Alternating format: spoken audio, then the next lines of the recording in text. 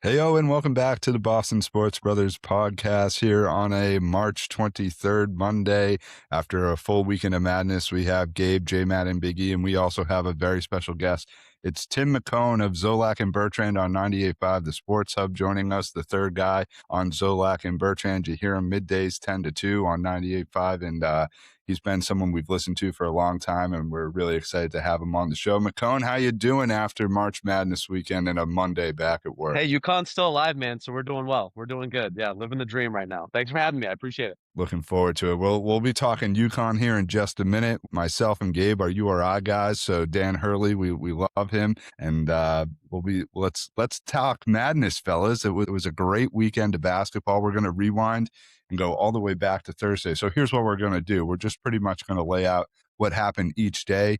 We'll kick it around to everybody to get their takes on anything that stuck out to them, and we'll just go through the weekend. Putting my reverse on here, let's go to Thursday where we kick things off, and I'll just put everything out on the table. McComb, love your take first, and then we'll kick it around. So you had a great opening game with TCU and Ohio State, and then Louisville almost choked it away to USF. You have the High Point over Wisconsin 12-5, and one of the best student radio calls of all time with the High Point kids. Siena put a great challenge into Duke, and Pumpkin has joined us in the background. McCone, as we said, creatures of all kinds are welcome on the show.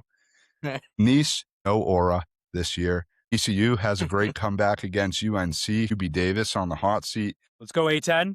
Yeah, A10, decent first round for the A10, and then Texas takes down BYU. Vansta went off, but other than that, wasn't a good day for the BYU Cougars there. All the other games are blowouts, but fellas, let's talk Thursday. Put your hat on, McCone. Kick us off with what your takeaways were from the Thursday madness, the opening. Feels like day. I know, forever right? ago. Yeah, It no, I does. mean, look, the Really big does. takeaway, obviously, the High Point upset right off the bat was awesome. And even their game against Arkansas, which we'll get into a little bit, was phenomenal too. So to see them, and then I think to have everyone else in the country find out what High Point's campus looks like, and even what their stadium looks like, I thought was pretty cool. The fact, like you said, the call, the student call, them chartering flights for students to get to those games too, I thought was a really cool touch by High Point. That certainly was it. And then look, there's nobody in the world. I hate Jerry McNamara with all my heart. But there's nobody that was pulling harder for him than I was. And when they're up 11 at the half, I thought maybe they had a chance. Turns out if you play 5 guys for 40 minutes against, one seed, it's probably not going to go your way in the final 5 minutes of that game. And they ran out of gas there, but certainly a valiant effort. It's going to be interesting to see how he does at Syracuse coming up in a little bit. And then, yeah, shout out to the A10 and not only the A10, but Phil Martelli Jr., a Bryant guy too. So you go take Bryant to the tournament last year and then win a game this year. I thought Thursday was great. And look, these are my favorite 4 days on the sports calendar. I'm a huge college basketball guy, so I thought it lived up to the hype. Honestly, the first couple days, we got some great action. And Thursday, for sure, led by High Point, I thought was phenomenal and delivered. Love it. McComb, one question before we go to the fellas. What's the TV setup in the studio for you guys? Like, are you able to have all the games That's a great question. on? So we What's have that look like? three TVs that are set up. The middle one, though, we'll keep it. We flip it to the feed of NBC Sports Boston. Since we're on a 20-second delay, you don't want to just put NBC Sports Boston on. So we'll put the actual live feed so you can see all right, they're showing Zoe with his disgusting fucking towel that he's wiping his face with that he hasn't washed in 3 months. So I'm good. And then we have 2 other TVs that are pinned up there too. So we'll have 2 games on at a time, which is it's a good setup and it works for us for sure. And who has control of the remote? That is 100% on Beetle. Beetle will not be handing those controls over anytime soon. Yeah, that's all him. Excellent. All right. Some good questions there in behind the scenes on the show. Gabe, J-Matt, Biggie, what stuck out to you Thursday in the opening day? Or if we can certainly start to pivot to Friday as well. I thought the opening day was Duke. I thought the fact that Siena gave them a big run for their money was very telling. Also, the comments from the Duke players saying that they thought it was going to be kind of like a cakewalk going in for the 16 seed. That never bodes well. That being said, I do have Duke being my champion. That's so gross. We'll see how that goes for me. Gross. What are we doing? I know. Hey, they're good, but we'll see. They played a little bit better, I think, in their second game, but still not convincing me. One team that is convincing me, I think, is St. John's. I think they're great. They played Thursday, and they kind of blew doors, and they've kind of, I think, taken the disrespect of the 5 seed and taking that with the chip on their shoulder and kind of just showing everybody that they're better than that. So that's my takeaway from day one. My takeaway is Texas over BYU. Texas had to play in the play-in game, so they've played well. Obviously, like they've done some stuff since this first round, but impressive game against BYU. BYU is clearly favored. Bansta is, in my opinion, the best player in college basketball this year, or if not the best, has to be in the conversation. So a little disappointed that he wasn't able to go further, but want to give Texas their flowers. They did a fantastic job, and we'll talk a little bit about them a little bit later too. Yeah, you guys kind of stole my thunder pretty much for all of the Thursday games. Obviously, we mentioned A10 and VCU coming back against UNC. I guess that's always fun to see as URI guys, UMass guys. The A10 always seems to have at least one team that can go on a little bit of a run. So good to see VCU play well in that game. Texas again, Eric, you brought Texas up. I don't know what the record, or didn't they played in the first 4 before they even got into the tournament officially. So, it's impressive. I mean, we'll talk about Texas a little later down the road here, but it's impressive what they've been able to do and the teams that they've been able to beat in their time in the tournament. After our visit to Texas, I feel like we have a little bit of pull for the Longhorns there. Yes, we got some Go Horns in the group chat. Let's continue on here to Friday, fellas. I see we noted Milford Madness on Friday. So McKone, everyone came over to my place. We've had a tradition the last 4 years where we get together and we pretty much bet all the games. We get a little degenerate and there might be some extracurricular activities going on as well to set the mood. And we had ourselves quite a day, starting in the afternoon slate and into the evening. But the day started off with one of the best games of the tournament, I think, with Santa Clara and Kentucky trading threes with under 5 seconds left. And Kentucky goes ahead and is able to pull it out in overtime. And then next round, not great for Kentucky. Lots of blowouts for the top seeds. We won't go through everything there. Utah State had a win over Nova. Tennessee destroyed and dispatched Miami of Ohio. So I was happy that they got that win to get into the real tournament, if you will, but faked 31-0 or whatever it was for them. Iowa over Clemson. Iowa going to be a team we're talking about here in a minute. St. John's played Friday, J-Matt, but that's all right. We had that was the collective group bet, minus 10.5 St. John's, which was great. And then one of the most painful backdoor covers where UCLA just threw the fucking ball into the stands. And I fell off the couch. I was in agony, absolute agony. The slither off the couch. I just, when he threw that ball, I died. I died inside. You just saw the dollars being thrown into the stands. I mean, yeah, all of the dollars into the stands pretty much.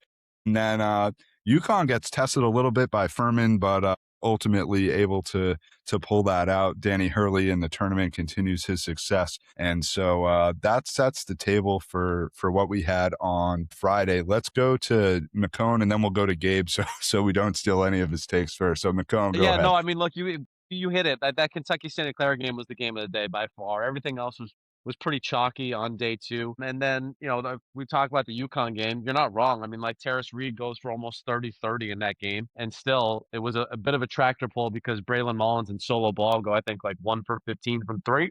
And if you're going to have 2 of what are supposed to be the premier shooters in all of college basketball go 1 of 15 from 3, you're not going to win many games if you're not playing Furman. So that's something that they're going to have to figure out here over the next, 4 days before they take on Michigan State. But yeah, that Furman game, not the prettiest by far. Danny Hurley, though, continuing to do what Danny Hurley does. You guys are URI guys. Can I take this off the rails real quick? Where are you at with Archie Miller at this point? Cool. Yeah. Get him the fuck out. Yeah. I'm so done. Yeah. So done.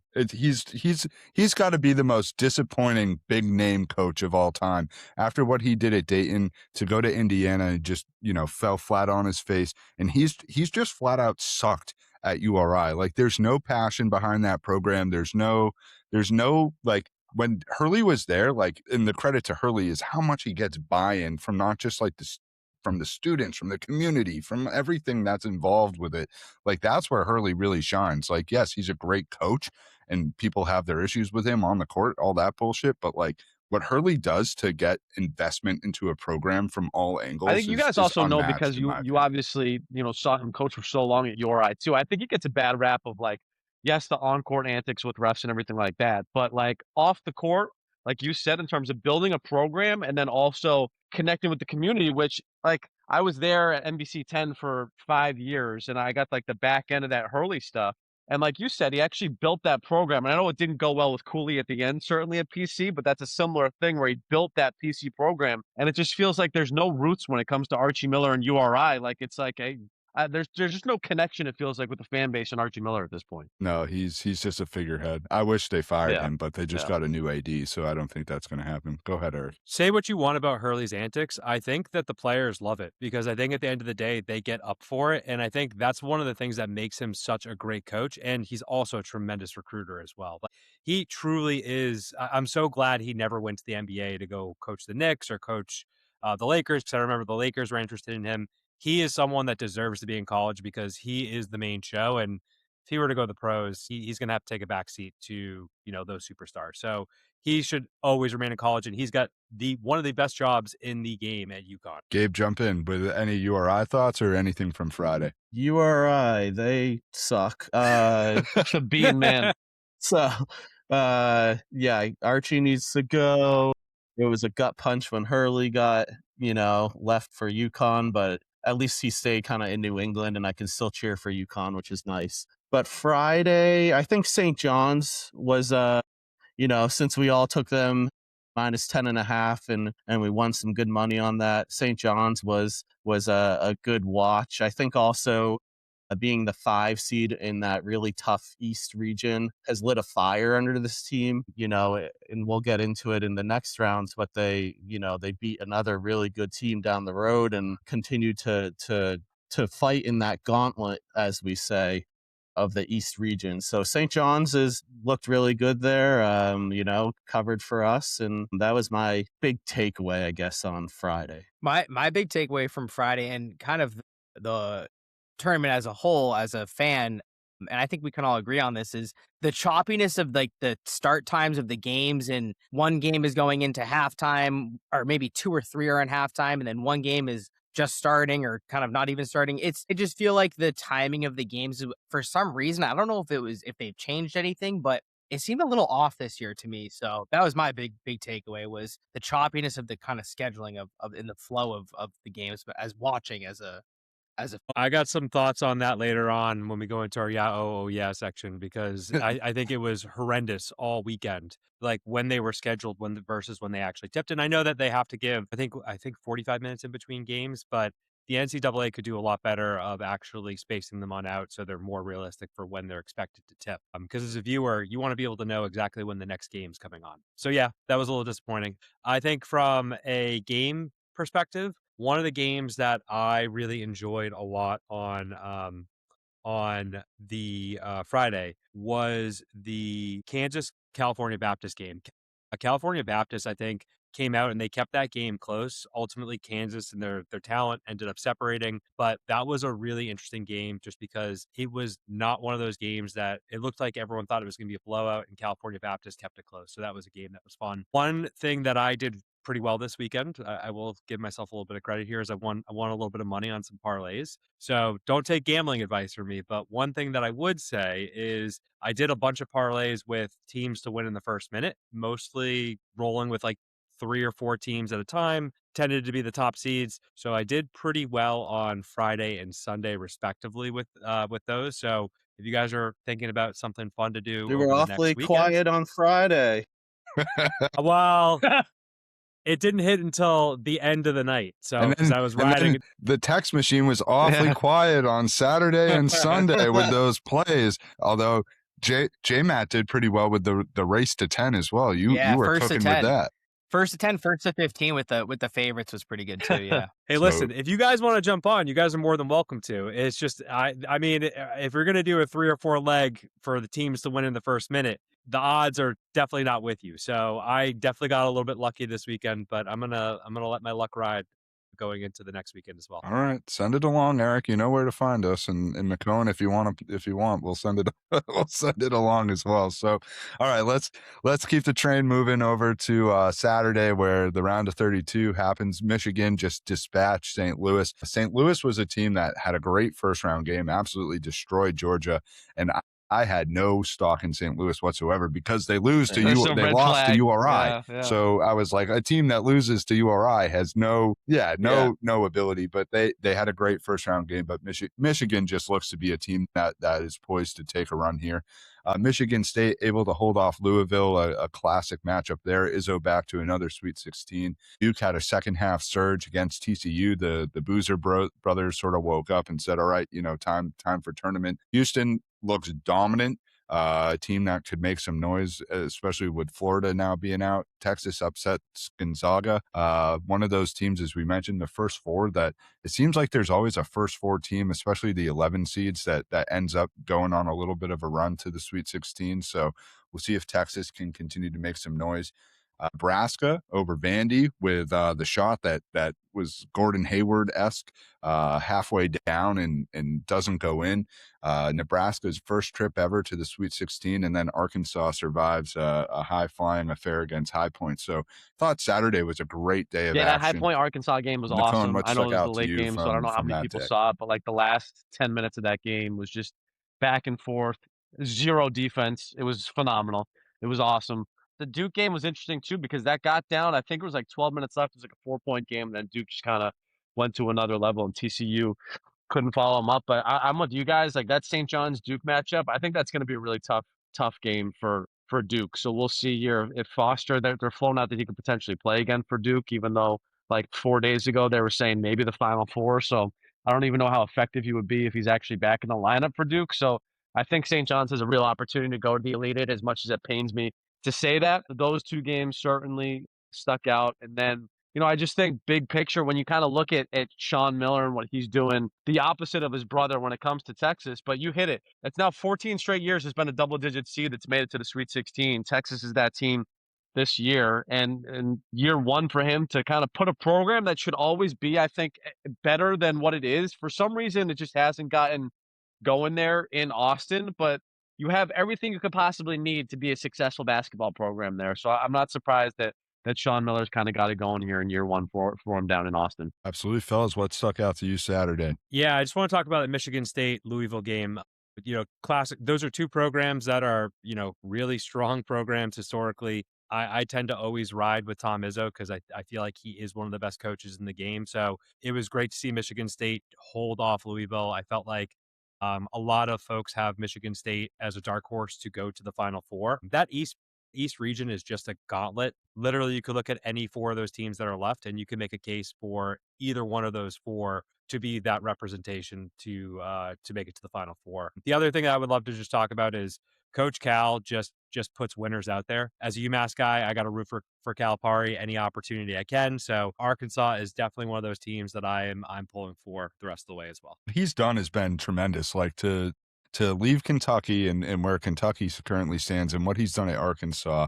I was at that game last year where it was him and Pitino in Providence, and that was an 85% St. John's crowd, and what he was able to do and beat them that year. Nobody had them doing what they were doing, and obviously now perhaps the best player in college basketball in Acuff and the guard play that they have. So that's been tremendous to see. J-Matt and Gabe, anything from Saturday or the weekend? Speaking of an 85% crowd favorite, I think the Nebraska Vanderbilt game was great. Like you said, Plotty, that those fans travel really well for Nebraska. I was really, really shocked. There was just so much red in the stands, and they were loud. And that game was back and forth. I think that Nebraska made a great run at the end. If they weren't overinflated basketballs right now, I thought it was going to go down. I was go down, hoping it did. We got these things that bounce to the moon. Yeah. I mean, I'm with you, Tim. That thing was halfway down the basket, and it just popped right out. And I felt so bad for the kid who shot it because he thought it was going in too. I thought so. Overly. We got to be careful about the inflation in this area.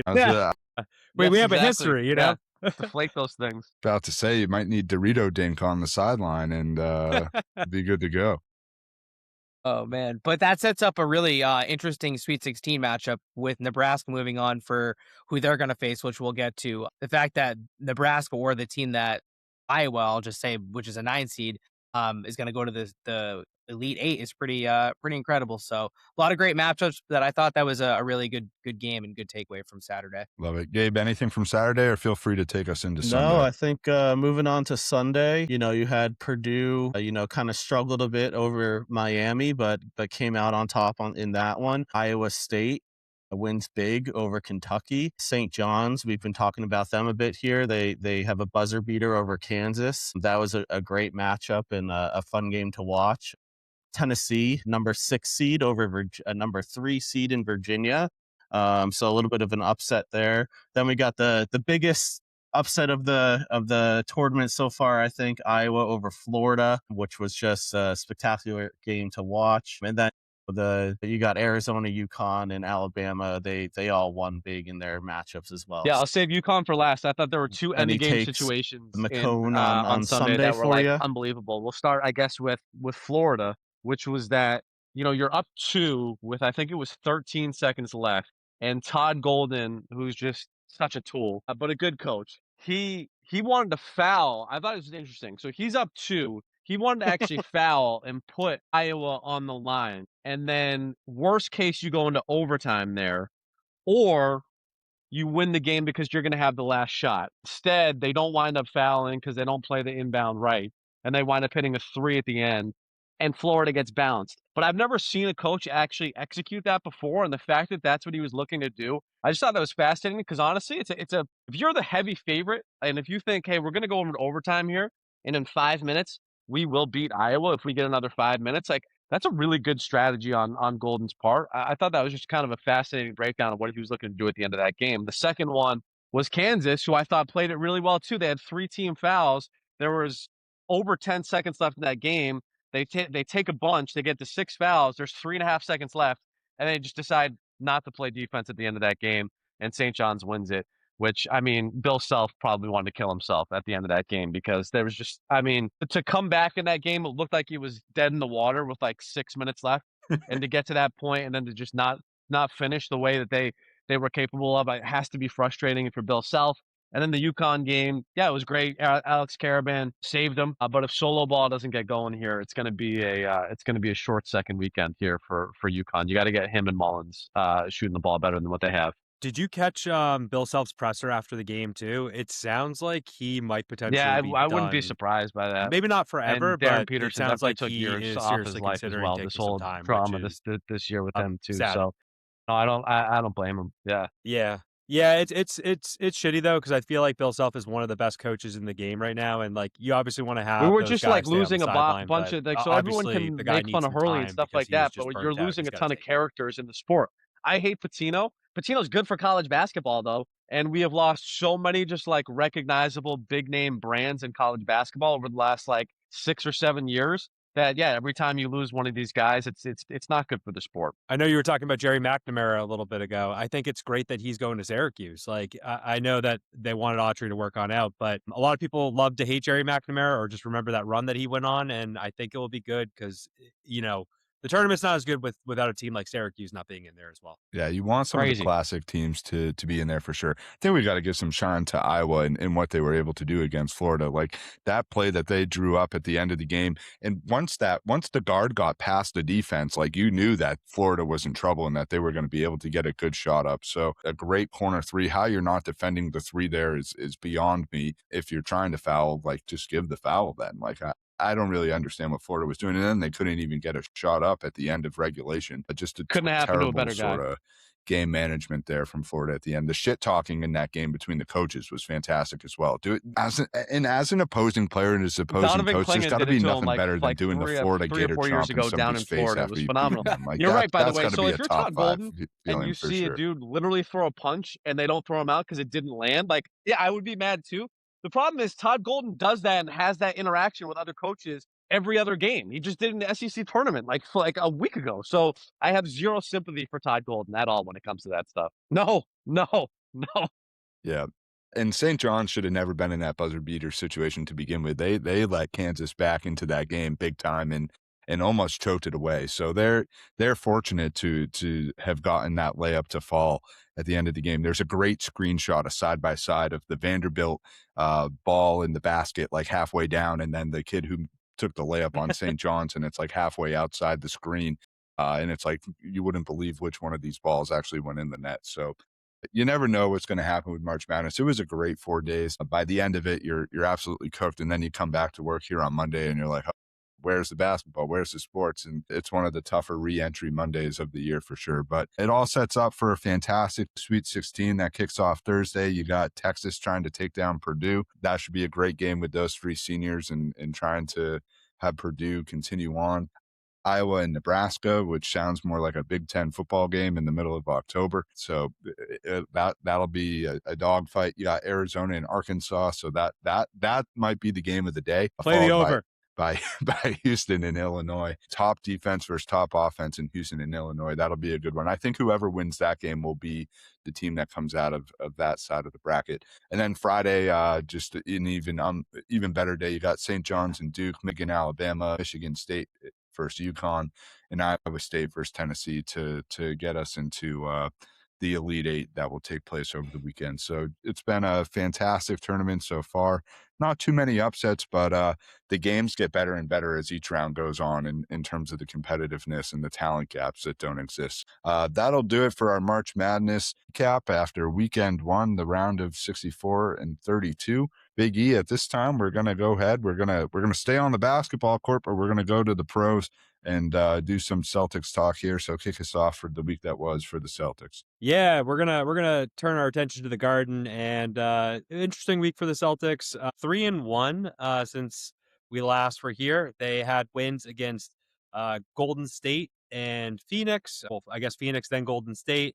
Choppy game on Friday night against Memphis. Great that they were able to pull that on out, but really not their best effort. And then boots on the ground last night at the Garden for the Timberwolves game. No Anthony Edwards, and absolutely just shit the bed last night.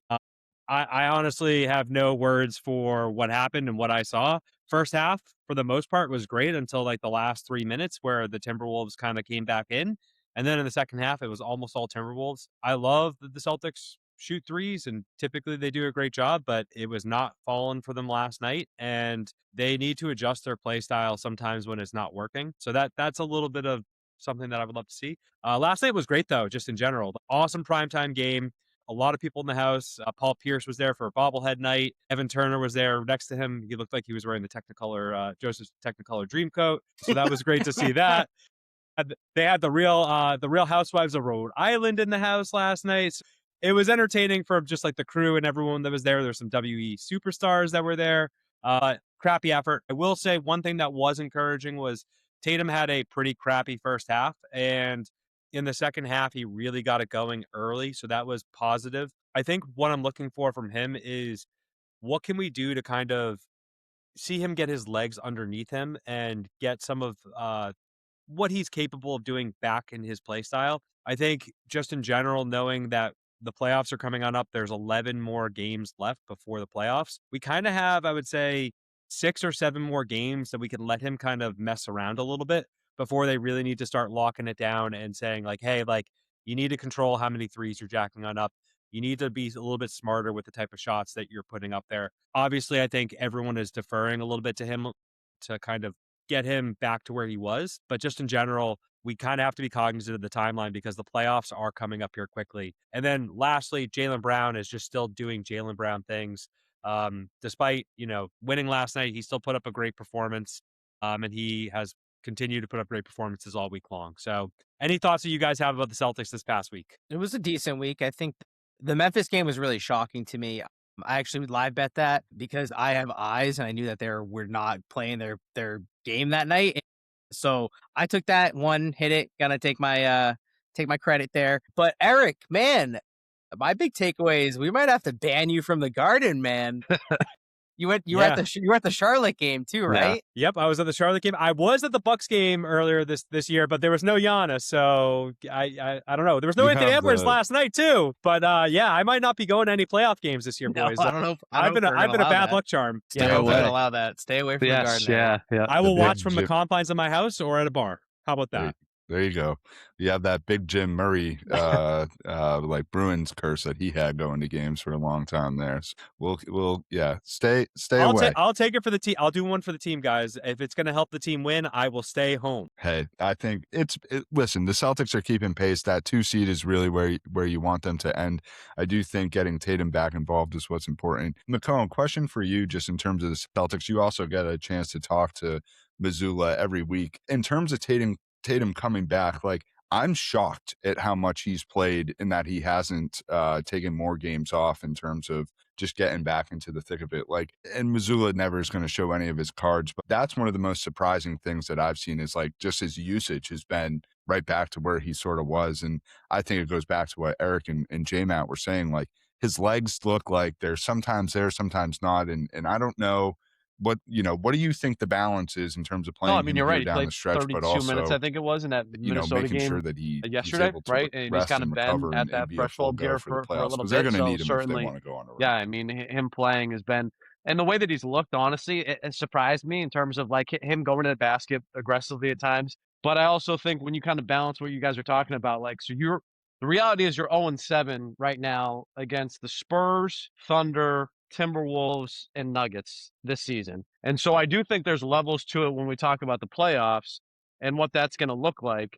And if you actually are going to make a run, if we're actually talking about a championship with the Boston Celtics, you're going to need prime Tatum, and you're going to need maybe not prime Tatum, but Tatum as close to a prime as you can possibly can if you're actually going to make some noise here. So I think that's sort of the goal over these next few games before they get to the postseason is, can you ramp this thing up, and offensively, can you kind of blend what you were doing at the start of the season with what Tatum brings to the table before the postseason starts? Because that's really the reality of the situation. Really good, tough team that kind of reminds me of the Isaiah Thomas Celtics in terms of just playing harder than a lot of teams throughout the regular season. And yes, you do have a first-team All-NBA guy in Jaylen Brown that's led you throughout this year. But if you're going to go far this postseason, and if we're talking championship, especially if we're going up against one of those Western Conference teams, you're going to need Tatum to be an impact player and close to a first-team All-NBA guy if you're going to have a chance. And I think that's sort of the goal here throughout the end of the regular season for Boston. To your point too, Tim, I think if the Celtics want to make a championship run, they're going to need Vucevic back, because I do think Garza is great, but I do think Vucevic is an upgrade, and with him and Keita running the front court, that would solidify things and make them definitely a menace up there front. Keita's been great. I think he's been probably one of the most unsung players that they've had so far this year. He's just been solid all around. He's not there every single night, but he's there rebounding, and when he's not scoring, he's doing the little things affecting shots. So I got to give him his praise. But Vucevic, I was team getting tank back coming into this year because I looked at that front court and I was like, there's nothing here. I don't know what we're talking about. They don't have a front court. So what are we doing? So the leaps that he's taken from last year to this year, close to what he has been this year has blown me away. And look, credit to Joe Mazzulla too. Yeah, in terms of what he's been able to do, because even the biggest Celtics fan, I don't think had any realistic expectation that they were going to be sitting on a 2 seed at this point in the season. It's crazy. Hanging a banner, yeah. Well, the only person who may have thought that was the person not with us on the show tonight. We have one other guy that's usually with us who he thought the Celtics were primed for a championship. Also, got to say, Caleb, he was ready. Kayla Burton as well had high aspirations going into the season. We had her on to couple of homas. Yeah. Speaking of the Real Housewives of Rhode Island, she was all about that yesterday. We got the Real Housewives. We got some ties with our buddy Ron Poster there as well. So it's it's all in the family here on the Sports Bros pod. We support the Bravo. We support the Bravo network. That's right, Eric. What's your show of choice right now on Bravo or any reality TV? Summer House. Summer House has got to be. Yeah, it's got to be Summer House. Come on. Love it. Not Suddenly Amish. Is that on Bravo? I don't know. No, I don't think so. That's what. Oh, it would make sense that you'd have Suddenly Amish out there going in the western part of the state. It sort of aligns with where you're at. It fits with the Fitchburg lifestyle. They're churning our own butter over here, for Christ's sake. Taking a wagon to work every day. Yeah, horse and buggy. Gabe, any Celtics thoughts from your end, or you want to switch us over to the ice? I think not really. You guys all just hit the nail on the head, but I think with Tatum, just going back to that real quick, I think it's it's almost like at the point of the season where they have to hit the reset a little bit and figure out where he's going to fit, how he's going to play with the players on the team. Obviously, he has good chemistry with a lot of the guys already, but I think, he looks good physically, but maybe just mentally he needs to get a little bit more into it and figure out how his role fits with Jaylen Brown kind of being that number one guy now. And, you got a lot of other players stepping up as well, and they're kind of losing minutes in a sense. So I think it's just, you got to hit the reset a little bit, and hopefully they figure it out as they get going into the playoffs here. One not Celtics note, but NBA note is Cade Cunningham is out with a collapsed lung right now, which, pretty serious. It sounds like he'll be back right before the playoffs, but Celtics, there is an opportunity for them to go for that 1 seed. I think it's a tall task and a tall order, but it is worth talking about because Cade Cunningham is one of the best players in the league. There's a MVP brutal stretch, candidate, right? You and got obviously Oklahoma with City him Wednesday, sitting and out then I think you have Atlanta, 12 who's some red odd hot, games, it and then does we have open the window a Charlotte, little bit. and I don't know So if you're going to that game wasn't sure if anyone again, had or any if you're thoughts on running it that. back, or what the deal is. I'm more worried about them But it fighting didn't off go the well the Knicks last here. time against Charlotte. Yeah. They're playing really good Go basketball ahead, too. McKone. So look, it's going to be an interesting stretch. But I'm with you. As soon as that injury came down, I started eyeing the standings. And now I'm looking at it going, yeah, don't get caught by the Knicks, because I think that's on the table. We'll see. Nope. But I think this 3-game stretch right here, especially with Jaylen Brown, Tatum, and how that offense looks, I think it's going to be important, because these are 3 sort of like confidence building games here if they can play well. So we'll see kind of what happens. Yeah. They played OKC really tough without Tatum and without White, so you got to figure back at home, and if those guys are playing, we should have at least a tight game again. So hopefully it goes our way this time. Absolutely. All right, Gabe, let's switch it over to the ice. Talk some Bruins here. A solid week for them, picking up points in each of their games, and set the table on everything that was the week for the Bees. Yeah, it's hard to look back, and the Bruins had a few overtime losses that were pretty ugly, but since those losses, they've had 2 really good games in a row. Beating Winnipeg 6-1. You had one of the recent trade acquisitions. I believe Reichel is his last name. He had a goal and assist in that game. But then you go into Detroit's barn, which, Detroit is right up there fighting for a wild card spot, fighting for the 3rd place in the Atlantic Division. So to go in there and beat them 4-2 was a huge game for the Bruins. At this moment, they have 86 points. They're tied with Montreal for 3rd place in the Atlantic Division. They're 1st place in the wild card position. So I think we're talking playoffs here, which is kind of crazy to think about. J-Matt, not on the wagon. No, I'm not on the wagon. They can't get comfortable. They have to they have to play every single game like it's a playoff game for the rest of the season, because the way the playoff format is, it's crazy to think about, but I think they have like the 10th or 11th best record in the entire NHL. And the fact that they're just battling for that last playoff spot is crazy to me. So unbelievable. I'm not on board, but I think they truly have like it's in between like a 60 to 70% chance of making the playoffs right now, but they can't get comfortable. And the last couple games has shown that. But these overtime losses and shootout losses, they need to pull out these extra points. So they've definitely been riding the ship, over the past couple of weeks. I thought that they were screwed, I think 2 weeks ago, but still they need to keep it rolling and get points out of every single game, and 2, as many as they can get 2 out of them. Are reinforcements on the way? James Hagan's, his season's done. So what's going on with that? What do you guys think? Do you think he's going to get called up or no? I'm not sure if he's ready, but we'll see. I mean, see what he's got. He might have to go to Providence for a game or 2. I think they did that with James Hagan's is McAvoy. ready to play on the Bruins. I don't know if the Bruins are ready to make that commitment yet.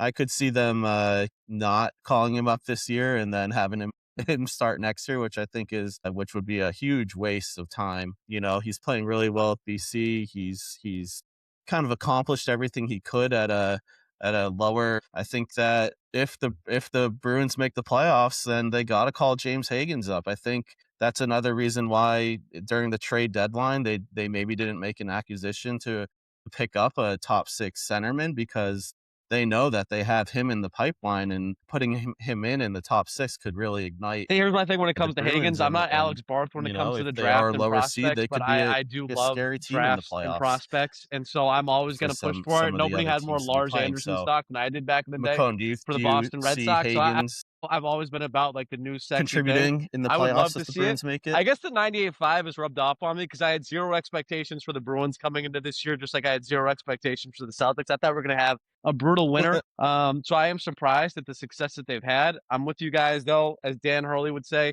foot stays on gas.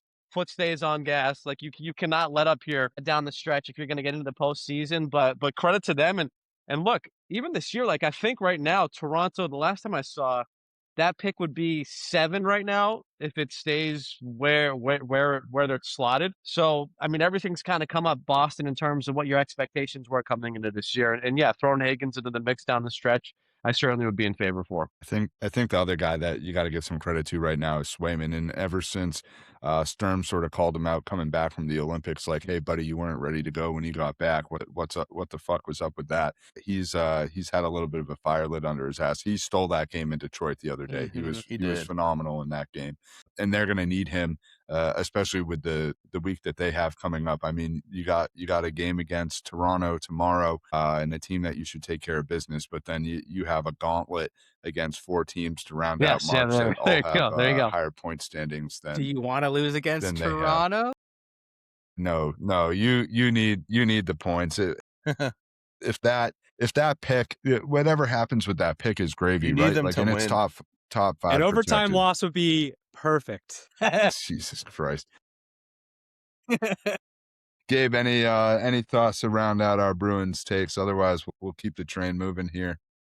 I don't think so. I think we're good to hit the field. We're hitting the field for the first time in a long time as the Red Sox get back in action against, we're on to Cincinnati, where they'll open up the season Thursday. Garrett Crochet will take the mound with a team that has high hopes going in playoff aspirations to get back there and improve upon what was the season last year. I think we've talked extensively this offseason about, the strength of this team is the pitching staff and what they have lined up from a starting standpoint and from a bullpen standpoint. And, the concerns are with the lineup. Do they have enough pop, and do they have enough to sort of power them from a run standpoint? I think the World Baseball Classic, we can touch base on that as well, fellas, and how that all shook out was very encouraging for the Red Sox as a whole. You saw a lot of players make an impact. I think, namely, Wilyer Abreu is probably the biggest one, and a guy that, if he can stay healthy, might be somebody who can become a huge contributor. He's already a Gold Glove defender, but can he be a guy, that's your 4 or 5 hitter to pick things up after you have I don't know if Anthony's going to hit first or if he's going to hit in that 3 slot, but after those top guys.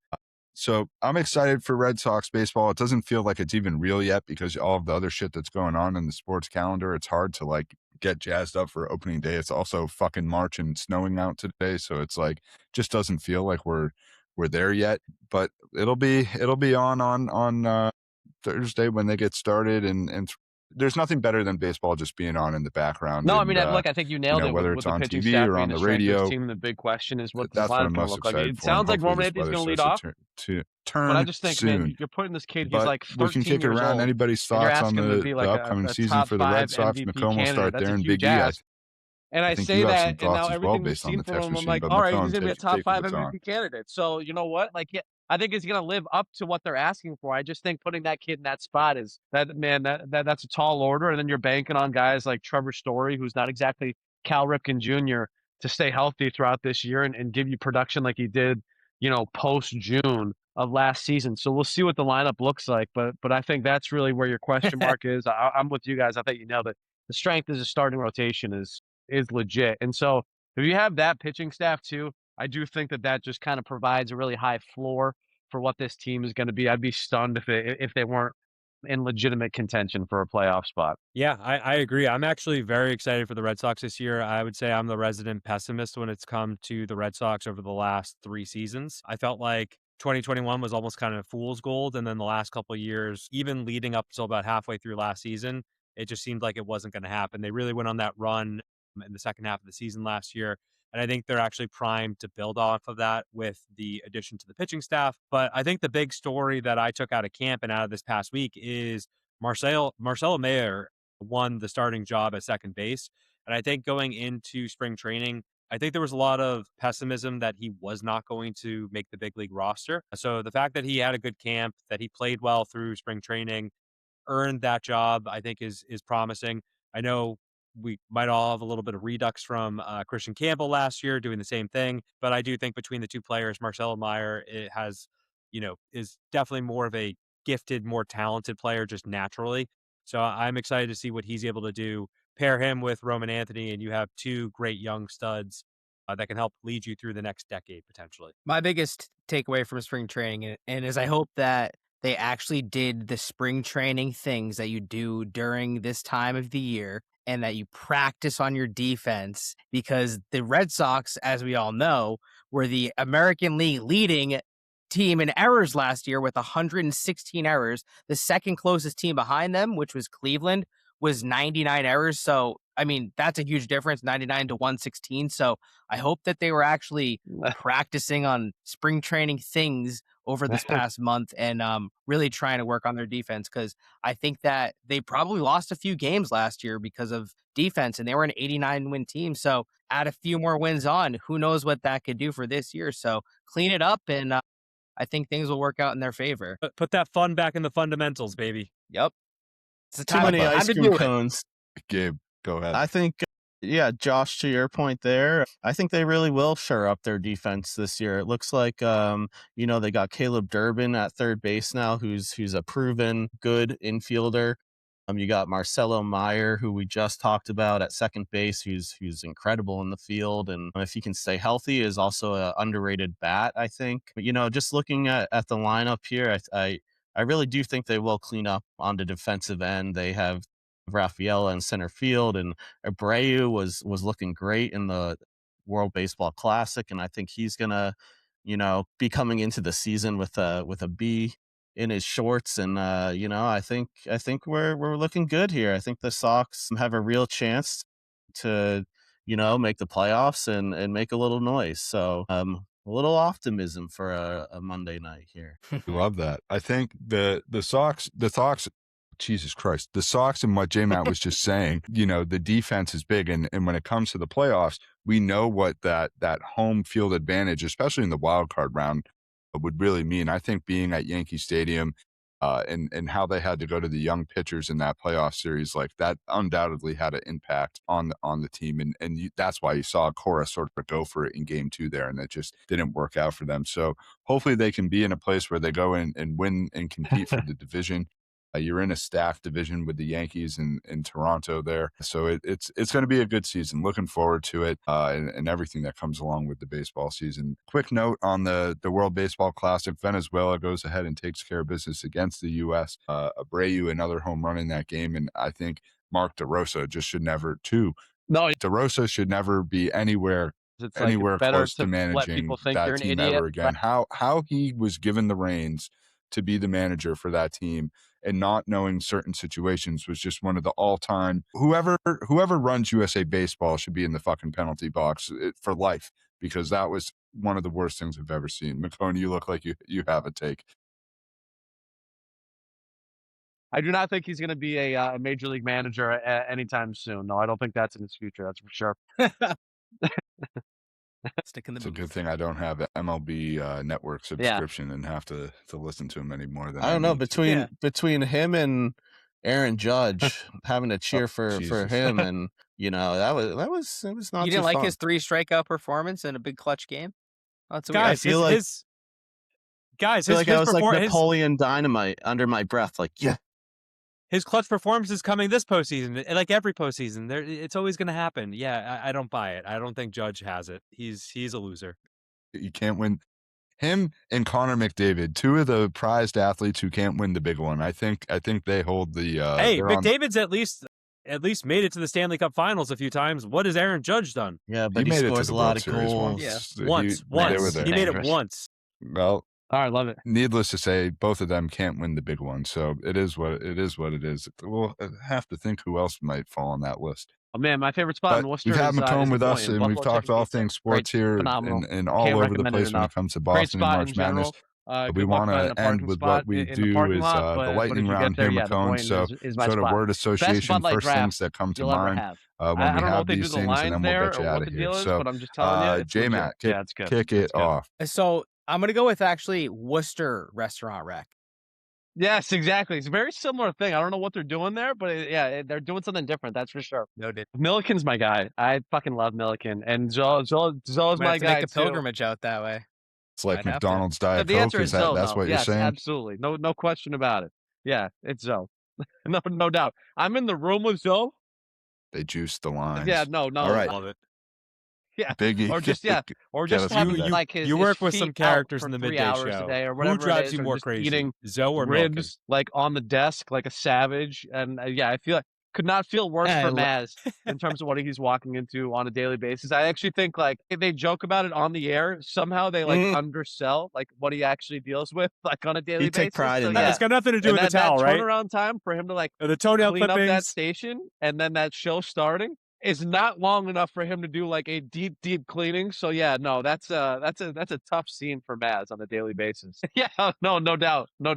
Yeah, yeah, exactly. Yeah, that's right. Yeah, yeah.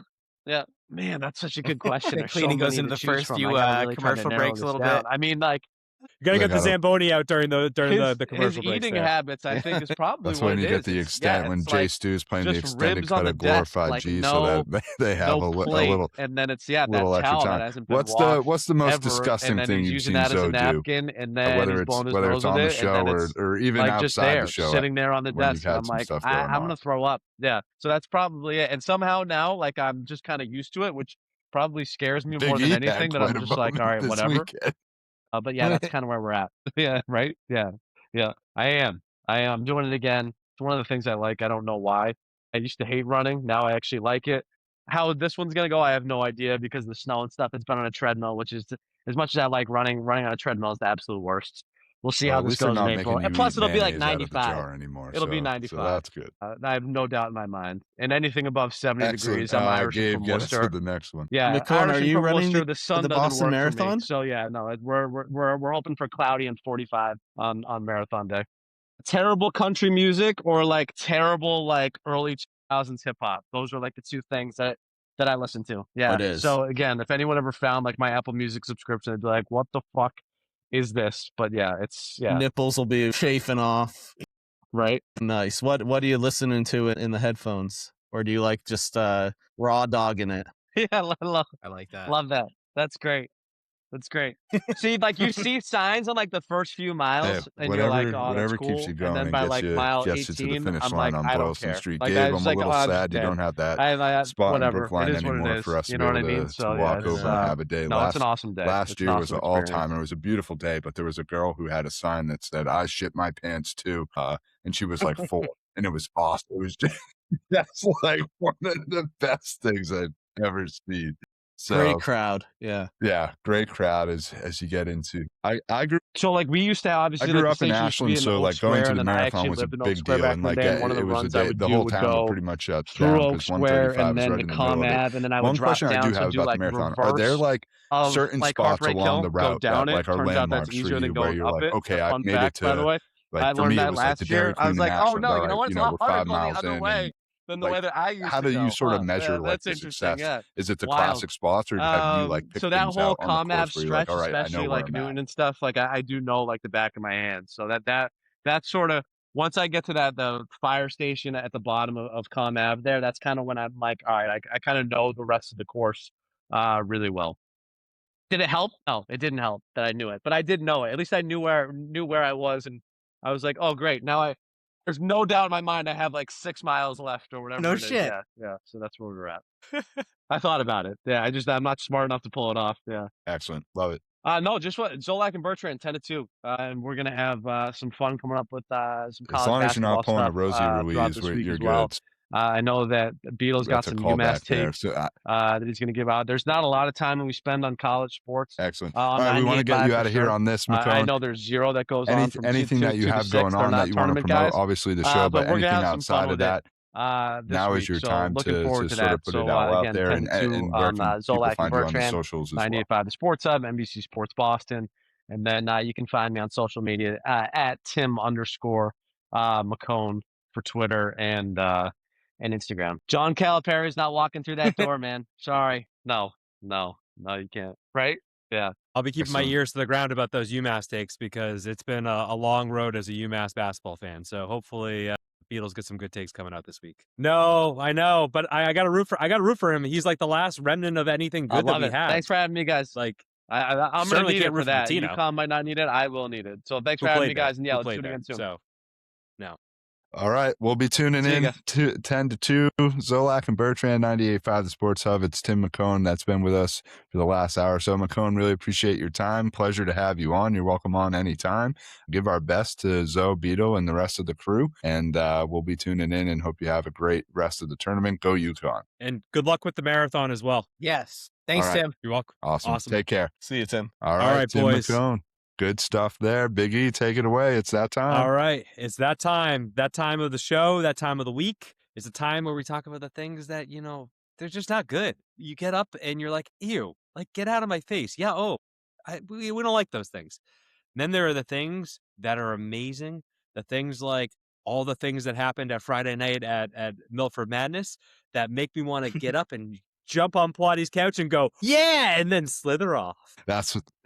That's where we got to start. That might have been the best Milford March Madness get together we've ever had, going on year 4. That was the first Milford March Madness we've had. First Milford, but our 4th year getting together, and no, it was great. I mean, as we mentioned, the extracurriculars were in full force. We had a great spread of food. Yeah. The dessert selection from Sir J Matt was on point with the chipwiches, and don't sleep on the Snickers ice cream bars. Those were fantastic. And you had Crasby and Kras. The motor oil was just all over the place almost. Almost on Mrs. P's car. What's up with that? Not the oil in the wrong kind of oil. He has that. he has the synthetic blend we need. Very sticky. We need the all natural stuff going in the car. None of that bullshit. Eric, the hand sneeze was one of the funniest things. Hey, what did you want me to do? Do you want me to sneeze all over your room, or can I sneeze in my hand? I sneezed in my hand, and I went to go wash my hand afterwards. I didn't go shake your hand or be like, hey, let's high five. Hey, let's high five. UCLA. Hey. It was just the fact that we all looked forceful. over at you at the same time, and it just straight. It wasn't even close. Your hand was out here. You caught it it was a little bit like here. Yeah. Yeah. And then followed you're by pitching the for the Red Sox. bad beat, Plotty slither 10 minutes later. Man, that was just epic. Epic. You were stuck on the floor. When that kid threw the ball into the stands for no reason, zero reason, I think Plotty's life came out of his body for a second. I think I saw it. It did. I had a facial expression that I knew was outrageous that I couldn't. It was an involuntary facial expression. It was just pure shock of how UCLA was just driving that game, and then somehow -5.5 just became absolutely unattainable. And that kid hit the 3. I can't even remember who the fuck they were playing at this point. The kid hit the 3, and I just knew it was game over. But oh yeah, that might be the worst beat I've ever had of all time. But it was the best part of the hand sneeze was what Gabe said. That the delayed reaction to we were all like, did that just happen? And then, Eric, no, I do appreciate you very much sneezing into your hands and not all over my couch or my coffee here's the table. thing. It was a surprise sneeze. It wasn't like one of those ones where you got the buildup coming. Yeah. It just kind of happened out of nowhere, right? So yeah, I didn't want to make a mess of your nice living room and get some snot on your TV.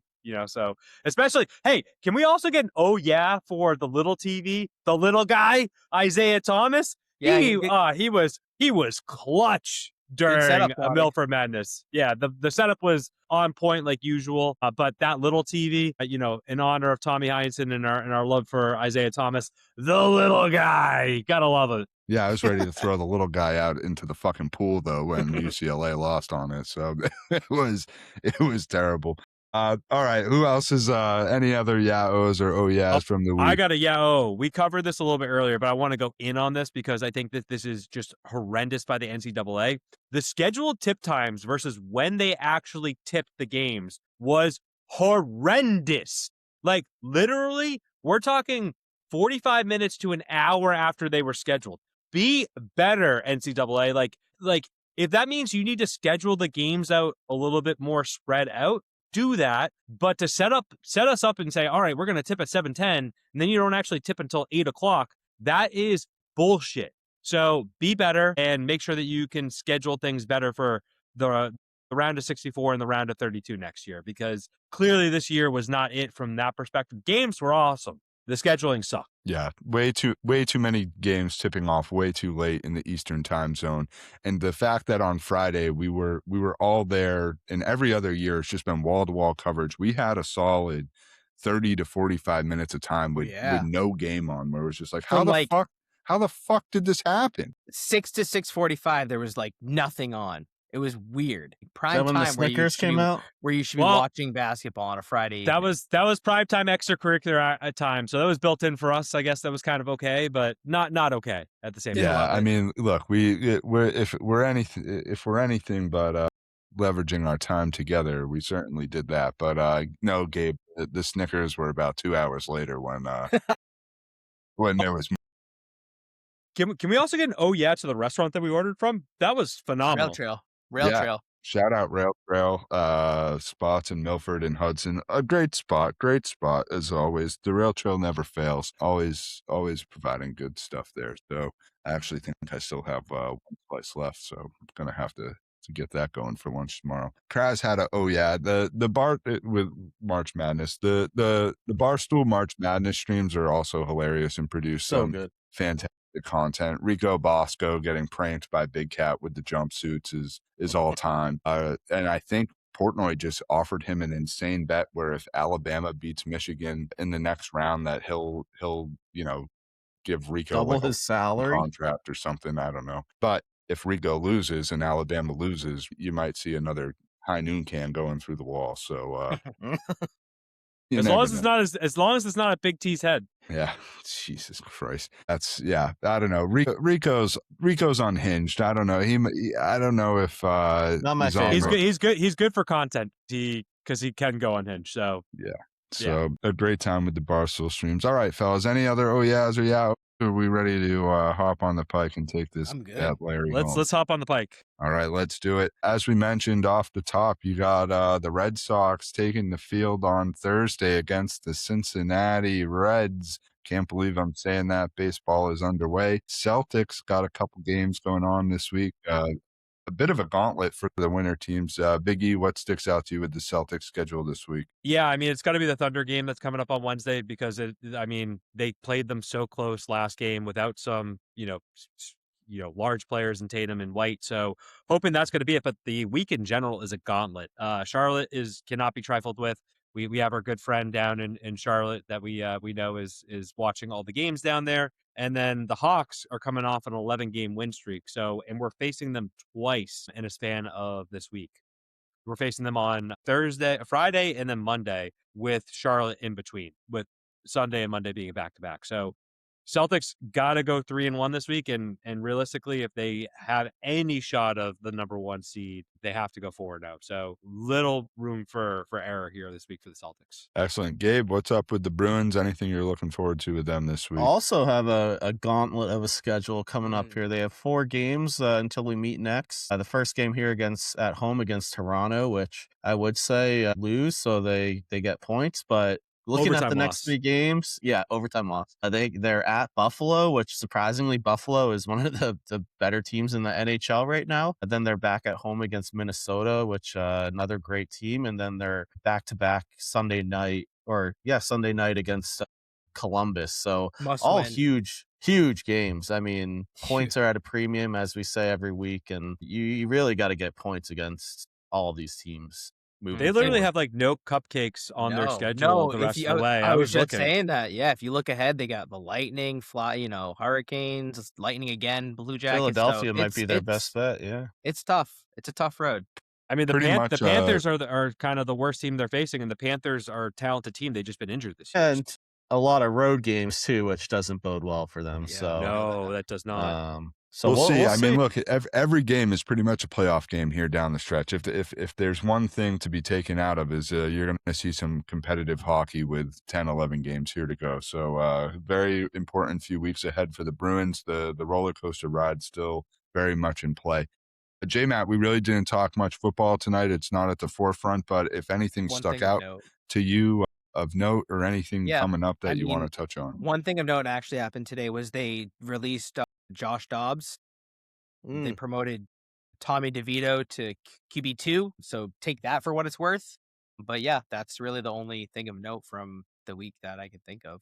Did see Travis Kelce signed a 1-year extension to come back. That it was reported as a 3-year, but it was one of those contracts that has those dummy years at the end. So really a 1-year extension for him. This could be it for him, and it will be interesting to see if KC is able to sort of reload and get back to the top of the AFC if Mahomes sort of rebounds from the ACL the way that I think I think he will. I mean, I think he's a Tatum-like kind of player with that competitive spirit. I don't know. He looked pretty bad last year, and I think like unless he takes that Tom Brady recommitment, that I feel like Brady really had that resurgence in the second half of his career. He might be not looking so great for the long run. So Eric, it's you make a great point though. Like it is pretty much a parallel to where Brady was at when he had his ACL surgery. You got a few more Super Bowl appearances for Mahomes, but in terms of trying, I think that's where he's at in his career, is trying to chase down Brady in some way, shape, or form, and he's going to have to take his commitment to that sort of level if he wants to go into the second half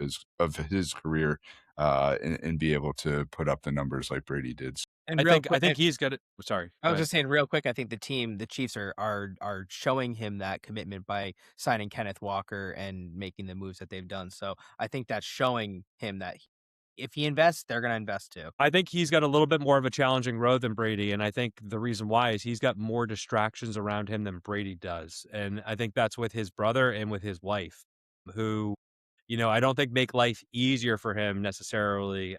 And listen, I know Brady had Super G as a distraction, but Brady was always so dedicated. I wonder if like he's being pulled in different directions that maybe Brady wasn't, because Brady was so steadfast in what he wanted to do. So listen, I hope Mahomes comes back, because I think it's good for the league to have him be there. But I have a heavy dose of skepticism for what Mahomes will look like next year. We shall see. Yeah, Brady pretty much got divorced because he still wanted to play football, and Giselle had enough. So that's hey, he was right. Went. He won another Super Bowl. So point Brady. Now he's playing flag football. That was atrocious. Oh, that was atrocious. Yeah, so bad, so bad. Yeah, oh, even, good. Yeah, even Gabe. Pumpkin stood up for that. Yeah, No names. Yeah. These no names on Team USA. They were playing against like current and former NFL players were absolutely destroying them. So yeah. It was pretty bad.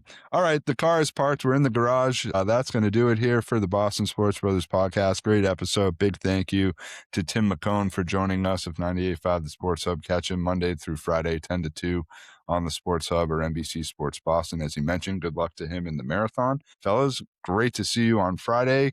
We'll recap the the Sweet 16 and the Elite 8 when we reconvene next week in a big sports week that we just laid out for everybody here in the Pike. So that's going to do it. Near, far, wherever you are, thanks for tuning in to the Boston Sports Brothers podcast. Remember to leave us a 5-star rating, subscribe, do all the things, follow us on social media. We'll see you next time. Peace.